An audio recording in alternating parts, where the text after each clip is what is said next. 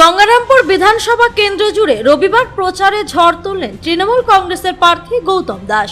রবিবার সকাল 10টা নাগাদ নয়াবাজার কালী মন্দিরে পুজো দিয়ে তিনি দিনের প্রচার কর্মসূচি শুরু করেন। এরপর স্থানীয় 2 নম্বর মোড়ের একটি শিব মন্দিরে বাবার মাথায় জল ঢেলে প্রার্থনা জানান। পুজো পর্ব শেষ করে নয়াবাজার ও গোপালপুর এলাকায় বাড়ি বাড়ি গিয়ে প্রচারে নামেন গৌতম দাস। সাধারণ মানুষের সঙ্গে সরাসরি কথা বলে রাজ্যের উন্নয়নমূলক কাজের খতিয়ান তুলে ধরেন তিনি।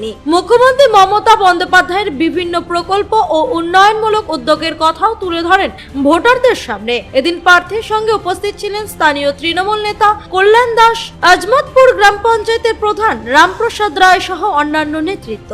ঢাক ও ব্যান্ড পার্টির বাজনায় গোটা এলাকায় উৎসবের আবহ তৈরি হয়। প্রার্থীর প্রচারকে ঘিরে স্থানীয় মানুষের মধ্যে উৎসাহ ছিল চোখে পড়বার মতো। দেখবেন অনেক বাড়িতে সাদা শিবলিঙ্গতে পূজা করলে তাদের ডেভেলপমেন্ট হয় না। কেন হয় না? কারণ সাদা শিবলিঙ্গ হচ্ছে সদাশিবের প্রতীক। এই জ্যোতির্লিঙ্গটা কোনো মন্দিরে অথবা শ্মশানে হলে এর প্রতিকার অথবা উপকার পাওয়া যায়।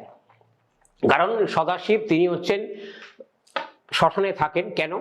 তিনি ভগবান শ্রীকৃষ্ণের নাম শ্রবণ করার জন্যে। আর প্রকৃত হচ্ছে শিব কার সাধনা করেন? ভগবান বিষ্ণুর সাধনা করেন। এবং বিষ্ণু কার সাধনা করেন? ভগবান শঙ্করের সাধনা করেন। অর্থাৎ শিব এবং শক্তি সমন্বয়ে মিলিত হয়। কারণ শিবের সাধনা যারা করেন তারা একটু সরল মনের হয়ে থাকেন। অনেকে প্রশ্ন করে যে শিবের সাধনা, শিবের পুজো আমরা করতে গেলে আমাদেরকে নেশা করতে হয়, গাঁজা খেতে হয়। এটা সম্পূর্ণ ভুল। কারণ ভগবান শঙ্কর কখনো এটা সমাজগত কথা ভাবে। কারণ কিছু সাধক আছেন তারা সিদ্ধি লাভ করেছেন, তারা এই জগতে তারা বিষও যদি পান করেন বা যত দ্রব্য পান করেন তাদের কোনো প্রকারের কিছু অনুভব হয় না। অর্থাৎ এই জড়জগতে জড়জীর্ণভাবে পৃথিবীতে তারা আছেন, তা জড়জীর্ণ জগতে তারা আছেন কিন্তু পদ্মের ন্যায় বসবাস করে, পদ্মপাতা জলে বসবাস করে যেরকম, কিন্তু তাকে জলে স্পর্শ করে না। তদ্রূপ সেই সাধকরা এই রূপেই এই জগতে বসবাস করেন এবং ভগবান শঙ্করকে তারা উপাসনা করেন।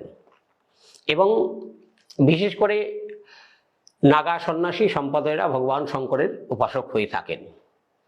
বা অঘরতন্ত্রে যারা আছেন, অঘরী সন্ন্যাসী যারা আছেন, তারা শিবের উপাসক হয়ে থাকেন। এবার দেখা যাচ্ছে যে নারীদের বিবাহ হচ্ছে না, অনেকে দেখবেন যে শিবের মাথায় জল ঢালে। অর্থাৎ এই পঞ্চামৃত দিয়ে যদি 16টা সোমবার 16 ব্রত সোমবার যদি তাকে জল ঢালা হয়, 16 ব্রত অর্থাৎ শিবরাত্রির ঠিক 16টা সোমবার 15টা সোমবার আগে শিবরাত্রির মধ্যে যাতে একটা সোমবার পড়ে যায়, ঠিক সেইভাবে 16টা সোমবার শিবের মাথায় জল ঢালতে হয়। পঞ্চামৃত আমি তো কিছুক্ষণ আগে বলেই গেলাম। পঞ্চামৃত অর্থাৎ দুধ, ঘি, তারপরে গঙ্গা জল। এবার ভগবান শঙ্করকে কোনো প্রকার তুলসী পত্র দেয়া যায় না।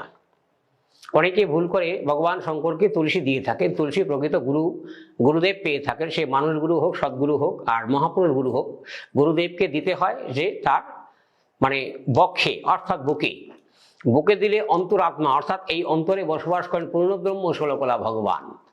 যেহেতু কলির যুগে ভগবান শ্রীকৃষ্ণ রূপে জন্মগ্রহণ করেছেন, আমরা তাকে পূর্ণ ব্রহ্ম ষোলকলা রূপে, আর শ্রীকৃষ্ণ হচ্ছে চরণে তুলসী পায়। গঙ্গারামপুর থেকে অমিত মহন্তের রিপোর্ট, কুলিক নিউজ।